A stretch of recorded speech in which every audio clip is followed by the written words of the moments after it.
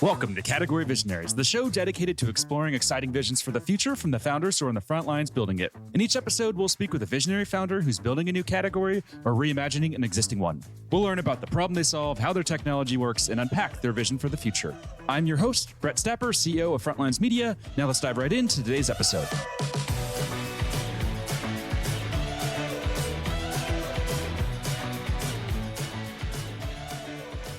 Hey everyone, and thanks for listening. Today I'm speaking with Tom Millay, CEO of DemandJump, a marketing strategy platform that's raised over $25 million in funding. Tom, thanks for chatting with me today. Thanks, Brett. I appreciate the opportunity to talk with you today. No problem. Super excited to have you. Let's kick off with maybe just a quick summary of who you are and a bit more about your background. Well, Brett, I have over 40 years in software. So I started a long time ago. I started as a programmer for a large company in their IT organization. And then a few years later, I started working for software product companies. I've been at the executive level for the last 25 years. I joined DemandJump as CEO a little over a year ago. A little bit of the background story there is that the founder CEO last year had an opportunity to take his dream job. He's now the CEO of Elevate Ventures, which is a leading venture capital company in the Midwest, headquartered here in Indianapolis. I knew one of the investors in DemandJump, had known him for about 20 years, and he contacted me about the opportunity to take over as CEO. One thing led to another. I joined the company, and that's just an example of the power of our personal networks, right? And you guys are based there in Indianapolis. What's the tech scene like there today? It's growing. It's definitely grown significantly, and Indianapolis is known as one of the leading tech organizations in the Midwest. So we've grown the number of technology companies and software companies very significantly over the last 10 to 15 years. One of the things that you might want to look up is the Rally conference that we held here just last week. Was a technology conference put on by Elevate Ventures and had thousands of attendees from all over the world. It's focused on innovation. I want to talk a little bit about your background there. So you mentioned 40 years in tech. That's a lot longer than a lot of the founders listening in. I think a lot of founders listening in are 25, 30 years old. So talk to us about how you've seen tech evolve over the last 40 years. I've seen it evolve in a way that's better for the customers. So I come out of a world where, from a software company perspective, we were taking a long time to develop new things and deliver value to customers. And the agile Scrum methodology has just completely changed everything and increased both obviously the speed which with customers receive both initial value and ongoing value, and then the overall value over time. The second thing that I think is a major across that 40 years is, as you think back to what it was like to have started a company around the time when I started, you had to build your own computing infrastructure for a software company to offer a product. And then along comes the cloud and Amazon Web Services, such a huge shift in how much it costs to actually start a company, which led obviously to the proliferation of software. So if you combine those two things together, just very significant changes from when I started that are best for everybody, both our customers and in the tech industry. I guess one of the downsides of that, ease of access to start a company is there's a lot more competition. So I guess that sounds like there's maybe pros and cons there. What would be the ideal scenario for you? Would you rather be starting a company from scratch today or in, let's say, 2000? I'd rather start a company from scratch today. So back in 2000, you're spending a lot of money to get a company started and taking a long time to deliver the initial product. And even though it's competitive today, I totally agree it's more competitive. I'd rather start today using the techniques around developing a minimum viable product and focusing on a niche market and carving out a place for the solution that I've developed, and then growing it from there, from that initial set of customers to product market fit, And then based on that product market fit, going into adjacent segments, building the company over time. That's another factor, Brett, that I believe has changed over time. We have a lot more information now in terms of best practices on how to start and operate and grow a high-tech company, much more so than we did 20-some years ago. Makes sense. I think back then, a lot of that was probably reserved for Silicon Valley or tightly held in Silicon Valley. And today there's millions and millions of blog posts. There's podcasts like this one and thousands of others. There's just a lot of content out there and a lot of people who've experienced it firsthand and created content and educational resources to help others do the same. Yes, exactly. And then there's that, plus there's the whole group of people that were successful back then founding and building companies, and they're not only passing on their knowledge, but they're investing in companies as angel investors, or they've moved over into formal venture capital firms, and they're making investments and passing on their knowledge that way, much more so than 20, 25 years ago. Do you think the company's at a disadvantage at all not being in a major tech hub like Silicon Valley or New York City, or do you view that as an advantage? Here, we view that as an advantage for multiple reasons. It's interesting how the less available the capital here is in the Midwest makes us more capital conservative as we're building our companies, and so by force makes us conserve capital and be capital efficient as we're building our companies. So in the Midwest, there is a reputation for being more capital efficient just because the availability of capital is lower. There's also advantages in the availability of the workforce of people that are committed to growing up in the Midwest and staying in the Midwest. We have excellent universities here, and the lower cost of the workforce is also a positive factor for us here in the Midwest. So there are a lot of positives. Also, given that fact that I've been in this for 40 years, Indianapolis, as an example, is dramatically different and better for starting and growing a company than it was 20 years ago. There's much more of an ecosystem now than there was back then. I grew up in Kalamazoo, Michigan, so spent a lot of time in the Midwest. I used to come to Indiana probably every month for hockey. Played a lot of hockey there, so big fan of the Midwest. And it's a very different culture than you find here in Silicon Valley. And I think that what you're saying just makes a lot of sense, right? I think in Silicon Valley, they're used to having FU money thrown at them, and they have, unlimited budgets, and that typically doesn't lead to very good things, but it would make sense in the Midwest. If there's less capital, they're going to be more conservative and probably much more careful with how they're deploying that cash. Yes, that is exactly correct. That's how we work here in the Midwest. Makes a lot of sense. I love it. Now, a few other quick questions that we like to ask, and the goal here is really just to better understand what makes you tick. First one, what founder do you admire the most, and what do you admire about them? Well, I actually have a local founder is the one that I admire the most. So it's easy to name a famous founder, right, that we all know about. But there's a founder here that I worked with. His name is Brian Powers. He started a company called PactSafe. That's PactSafe. And he developed a unique set of technology in that startup.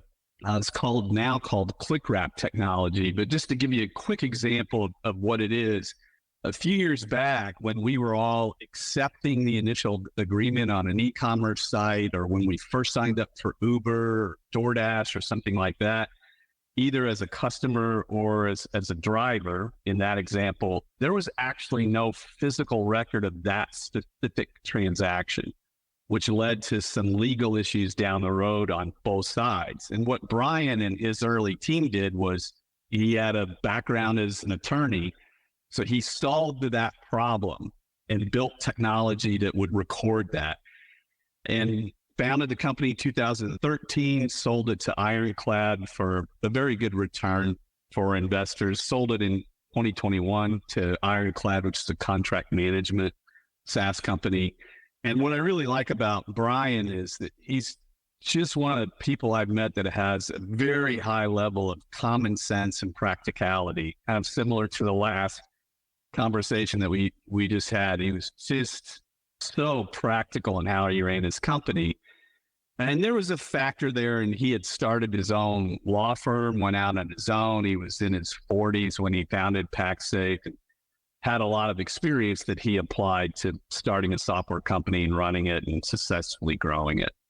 I always love when guests share examples that are, local founders. Obviously, like you were saying, like the easy answer is, Elon Musk or Steve Jobs or Jeff Bezos, but I find those to be just a little bit boring. It's pretty obvious that we can all be inspired by them. So appreciate you going with a local example there.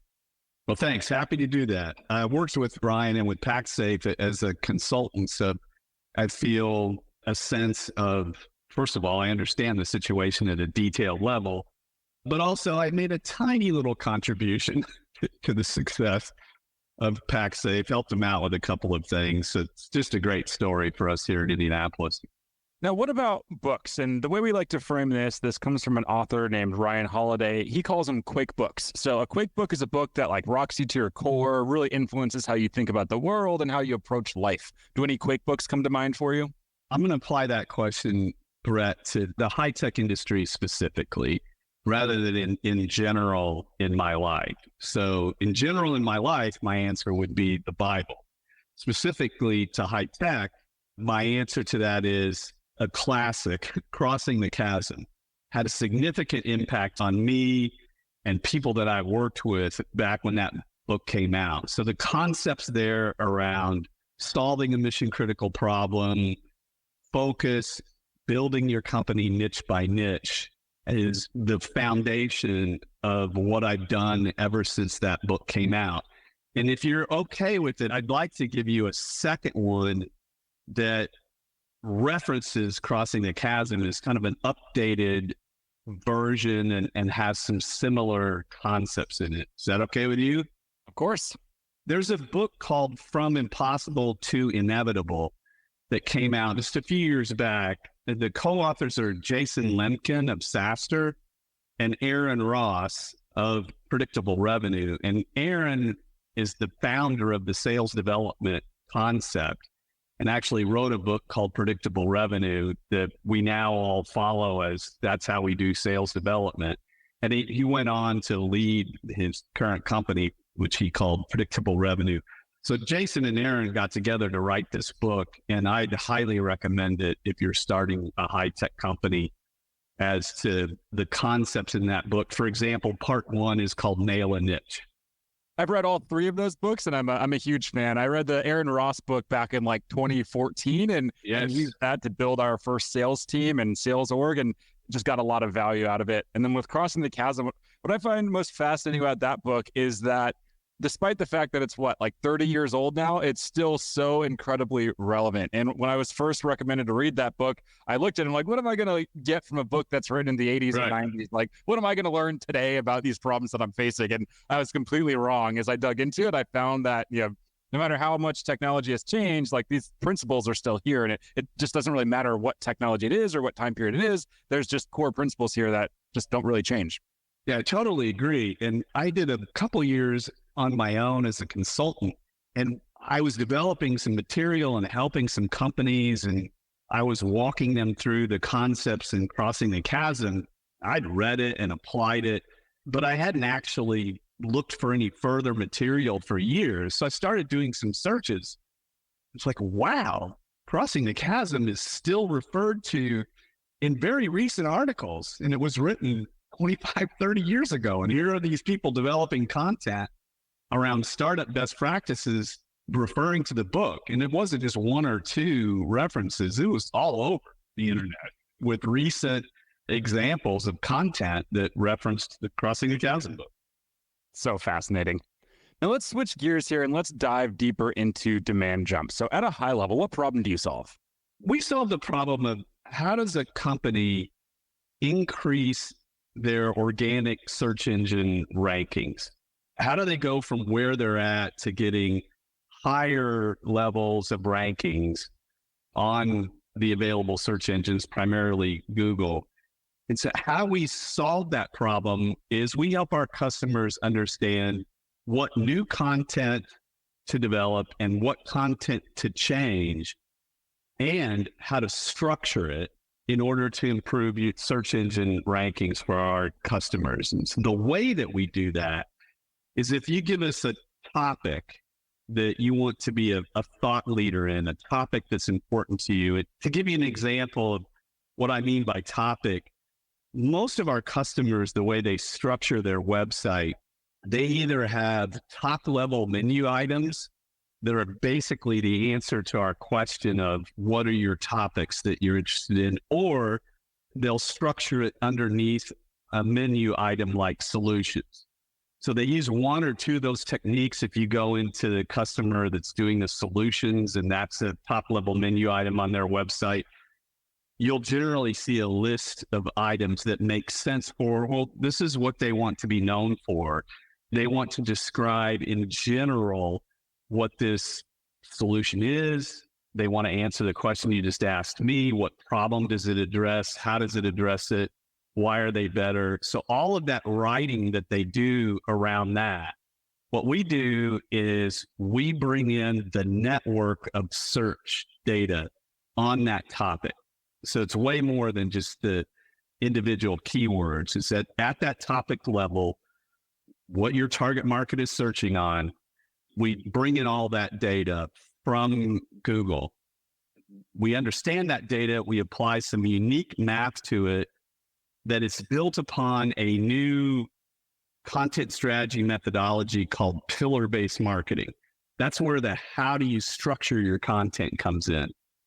So relatively new term, relatively new methodology, and we have our own unique version of the methodology and our own unique math that we apply to that search engine data. And what comes out of our product is, here's your content strategy for this topic. And of course, customers can do multiple topics. And then we take it forward to how do you structure that content? And here's content briefs that you can use to start the writing of your content. That's what we do. The results that we achieve with our approach to helping our customers improve their search engine rankings, I've personally been involved in the trial and error, very individual keyword focused. And that's, you produce some content, you put it on a website, you wait to see what the reaction is. It can take 6, 9, 12 months to see if you're making any improvements. We've had customers publish content in the way that we suggest to them to both develop it and publish it, and they will significantly increase their rankings in 1 to 2 months versus the typical 6 to 12 months. This show is brought to you by Frontlines Media, a podcast production studio that helps B2B founders launch, manage, and grow their own podcast. Now, if you're a founder, you may be thinking, I don't have time to host a podcast. I've got a company to build. Well, that's exactly what we built our service to do. You show up and host, and we handle literally everything else. To set up a call to discuss launching your own podcast, visit frontlines.io/podcast. Now, back to today's episode. And can you tell us about the history of the company? So I know it started in 2015, but it's gone through various chapters. Can you talk us through those different chapters? Sure, happy to. The company was founded 8 years ago and started as a technology-enabled services company focused on digital marketing services. The company did an excellent job supporting its customers. However, the cost of that technology enablement, the cost of how much they had to spend when in the first few years of the company on getting the data that they needed to do the digital marketing side of things was just prohibitive. The company could never get over that large cost infrastructure hump. And so the good news for DemandJump along the way is that experience in digital marketing, plus some changes that Google made to its algorithm a few years back, Google's algorithm and Google's North Star, as a result of that change a few years ago and continues now in the direction that they're headed in, is to really help people with quality answers to what they're searching for. So the experience level, the trustworthiness of whatever website they're going to is much more important than older things like domain authority. So DemandJump became aware of that just through providing digital marketing services, both paid and organic search, and decided to develop a software product just focused on, well, what's the best way to understand what content to develop and how to structure it, and started down the path of the software product that we have today. We started down that path in early 2020. Then when I came into the company a little bit over a year ago, I did a detailed review of sort of both sides of the company, and the company had been de-emphasizing the digital marketing services side of the company. The cost was an issue, and we made the difficult decision to work with our customers to transition out of that original business. And our customers were great. We had about 22 customers still of that business. We transferred them over to partners of ours that could take care of their needs. And as of the beginning of this year, we've been solely focused on the content strategy SaaS product business that we have. And we have 200 plus customers of that business. And what's a typical customer like for you? Is that enterprise, mid-hit? What's a typical ideal customer? So a typical ideal customer at a high level is organizations that offer considered purchase product or services. So by that, what I mean is that it's an important enough purchase for the buyer of that type of product or service that they're going to do a fair amount of research. And a lot of times it's multiple people doing research on that particular issue that they're trying to solve and the available solutions to that. Now, within that, where has DemandJump historically focused was a very high percentage of our customers, both initially and through the end of last year, were software companies, SaaS companies that were $1 million to 10 million in ARR. So we have customers outside of that. We also sell to digital marketing agencies that include our product in the services that they provide. And they can provide services to B2B companies, B2C companies, et cetera. Our own direct sales effort was primarily focused on those early stage SaaS companies. Since the beginning of this year, we've expanded that we've gone up market in SaaS. We have some pretty significant sized SaaS companies now as customers, and we branched over into IT services also. So that gives you the example of, well, how has the company applied the crossing the chasm approach of focusing on a segment and then expanding it into adjacent segments? Does that answer your question, Brett? Yeah, it definitely does. And some follow-up questions based on that, or just based on everything that you've said. When it comes to market categories, what's that specific market category? Is this SEO technology? Is it more broad content marketing technology? Where do you think you fall within? It is an interesting mix of those two. And it's also specific to SEO content strategy. So I wouldn't call us a full category creation strategy, but I would say that we're a subcategory creation strategy, if that makes sense. So within content marketing, we're specific to content strategy, and we're trying to carve that out and make some noise in the marketplace around, you need a newer, fresher methodology for your content strategy, that side of your overall content process. That's where I would put us, is in content marketing, and of course, SEO content, which is, if you look on G2, there's also a category. We're also associated with that. So we play in both of those, but there's overlap between the two. No, I consider myself a marketer, and yeah, I've been reading the headlines now for 10 years of email is dead, SEO is dead. Is SEO dead? No, SEO is definitely not dead. So you can see Google incorporating AI and ChatGPT types of technology into the Google search experience. So Google definitely doesn't believe that it's dead. There are obviously alternative sources of information, but what we definitely see and what our customers definitely see is organic search is still one of the prominent lead sources in both B2B and B2C. We haven't seen any change in that. So one of the things that we need to deal with as a technology and part of our vision in the long term is, well, there are multiple types of content across multiple channels, of course, but that doesn't mean that SEO is dead. There are some things that we say, we take some pretty strong positions that SEO is definitely different than it used to be.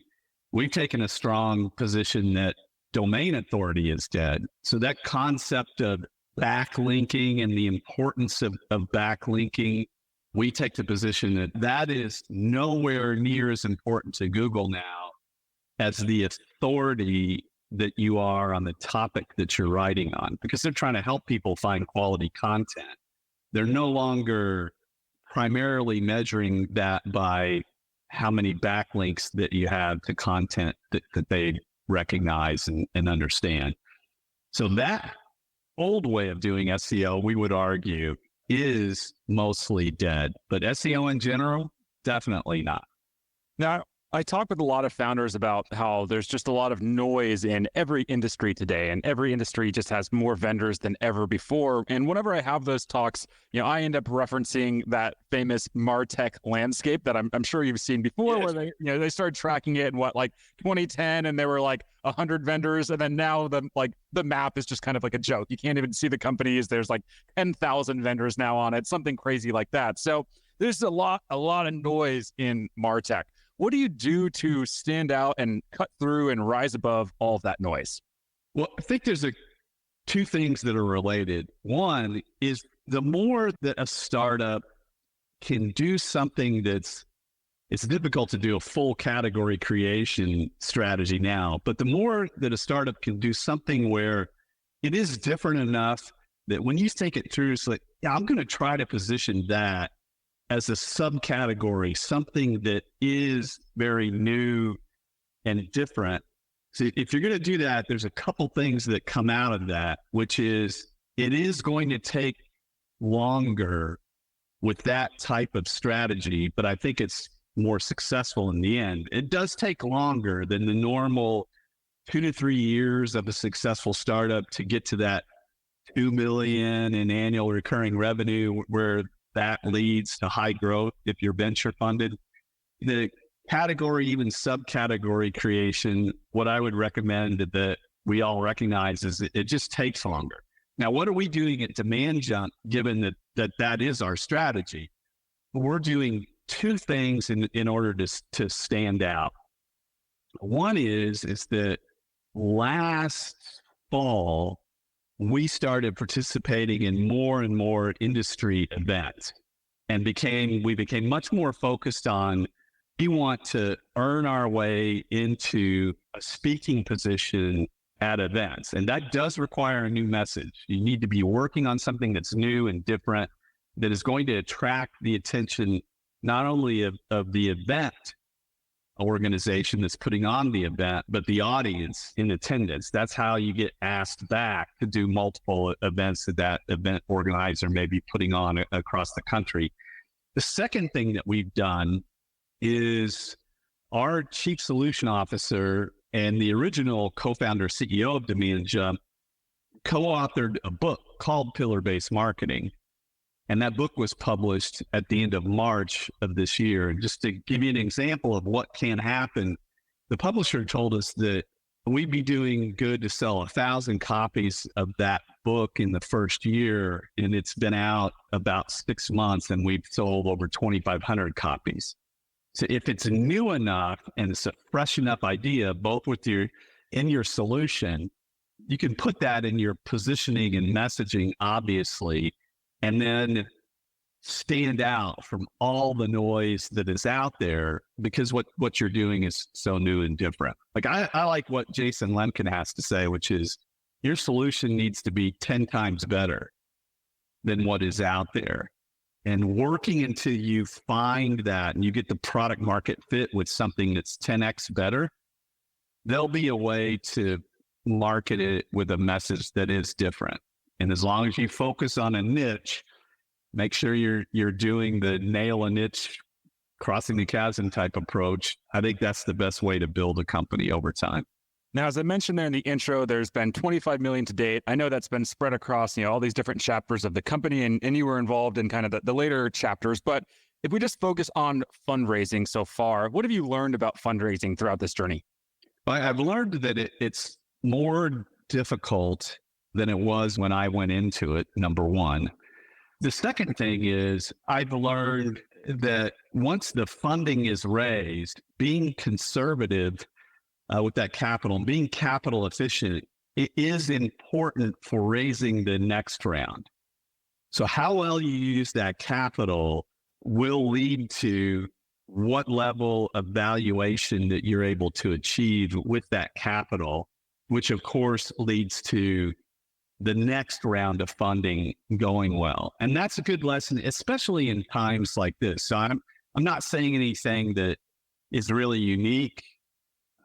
Most of us, I would guess that most of the people listening to the podcast are going through, this year is not going as well as the last year did for them. As an example, the market they're selling into is likely not as active as it was before. So that concept of capital efficiency has been talked about all year long. It's just specific to fundraising. I do think it's important to think about it in terms of making sure that you show you can be capital efficient and build a business that way in order to earn that next round. Yeah, I talk with a lot of founders, and if someone comes on the podcast and they tell me that everything's just rosy and perfect and there's no pain, there's no challenges, things are better than last year, then I have to assume that they're full of shit for lack of a better description. I think every founder right now has been hit with just a lot of challenges, and I think it seems like we're on the tail end of that, and things are maybe looking a little bit better, but it's been a really hard last 12, 18 months for a lot of companies. Yes, it has been. And I can give you DemandJump as an example. And I'm also going to cite some things that we did that have had some positive results that if we had not done, we'd be in an issue sort of situation. So our 2022, we ended 2022 with 100% growth in ARR. We're projecting this year is going to be about 50% growth. And we feel good about that given the market that we're selling into, which is a lot of SaaS companies and IT services companies. In general, that market is down this year. We all know that.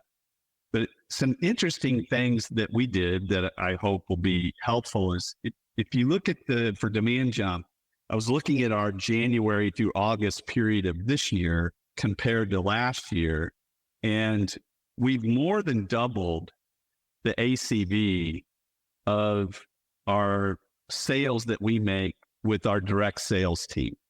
And that has just been through, I joined the organization, and one of the reactions that I had coming in is I knew the solution was unique and was going to help with a problem that I had personally experienced.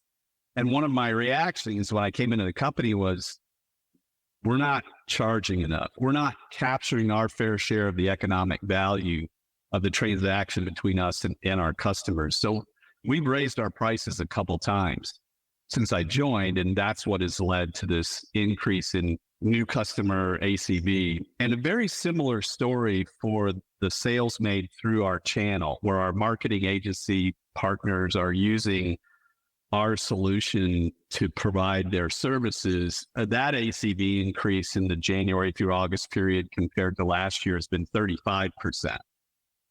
And without those two changes, as I mentioned, life would be a little bit more difficult at DemandJump. We would not be reaching 50% growth this year. Was it hard to make that decision to raise prices? Yeah, I've worked with a number of companies through that process. And then also on the receiving end, every day, I think I just got an email from Loom today that they're increasing prices. So I'm feeling it as a buyer that it's being increased, but as a service provider working with SaaS companies, I also see them having to do it. What was that like for you making that decision? Because I know it can be a very hard and kind of scary decision to make, right? To increase prices for your existing customer base? Yes. And so it was a little different. So we did take a two-pronged approach to that. So we did increase the price of our offerings to new customers, but we did not immediately tell all of our existing customers, well, we're going to raise you up to the same level. we've had those discussions as renewals have approached, and we've talked about the functionality that's been added, the value that's been added, and we've had conversations around our new pricing. We also added some into the solution level as a whole. So for example, we put more proactive customer success into our overall solution, including more consulting type guidance into that solution. So we had multiple things to talk to customers about in terms of, well, this is the reasoning behind the upgrade that we want to talk to you about. And we have been successful using that approach. And we're still involved in that process as we go through the year. Now, coming back to your question, how was it for me personally and then for the team? I have a fairly significant part of my career that I've spent in private equity, where frankly, pricing is more of a technique in that world. So I came into the company, number one, thinking this technology is great. There's no way we should be charging this low for it because the value is much higher. And two, I came into it with experience at multiple software companies raising prices. So for me, I was comfortable with it. And I felt it was very fair. Like, this is a fair price for our customers. The approach we're going to take is we're going to raise it, see how the market reacts. That went well. We raised it a little bit more. And we may do that again at the beginning of next year. The team I was working with was less experienced with raising prices and was a little reticent at first. And we collaborated on it as a team, and we basically just decided, hey, we're just going to try it. We can always negotiate back down, but especially in startup, it's an experiment. You change your pricing, see how the market reacts, and then you make adjustments from there, sometimes down, but also sometimes up after a period of time. Does that make sense? Makes complete sense. Now, we're almost up on time here, so I'm going to end with just one final question. Let's zoom out 3 to 5 years into the future. What's the big picture vision that you're building here? The big picture vision for us is expanding out from being a content strategy platform to being a thought leadership strategy platform. What I mean by that is when our customers, when their target market is searching for new solutions, they are using multiple channels and looking for multiple types of content across those channels. And that's where we're headed in the long term. We're going to stay on the path of considered purchase types where there's a lot of organizations where there's a lot of research. Our customers want to be known as thought leaders. They need to provide thought leadership content in order to stand out and to differentiate. We just want to help them do that across all types of contents, not just written website content, but audio and video, and then across all the possible channels where content is distributed. That's our long-term vision, thought leadership marketing platform. Amazing. I love the vision. I love everything that you're doing. We are over on time here, so we'll have to wrap. Before we do, if any founders listening in just want to follow along from a company building perspective, where should they go? DemandJump.com is our website. We'd love to have you visit, and please reach out to any of us, reach out to me personally. Be happy to talk to anybody about our company and our solution. Amazing. Thank you so much for taking the time to chat. This has been a lot of fun, and I know our audience is going to really enjoy it as well. Thanks, Fred. I really appreciate the opportunity, and I enjoyed it very much too. All right, keep in touch. This episode of Category Visionaries is brought to you by Frontlines Media, Silicon Valley's leading podcast production studio. If you're a B2B founder looking for help launching and growing your own podcast, visit frontlines.io/podcast. And for the latest episode, search for Category Visionaries on your podcast platform of choice. Thanks for listening, and we'll catch you on the next episode.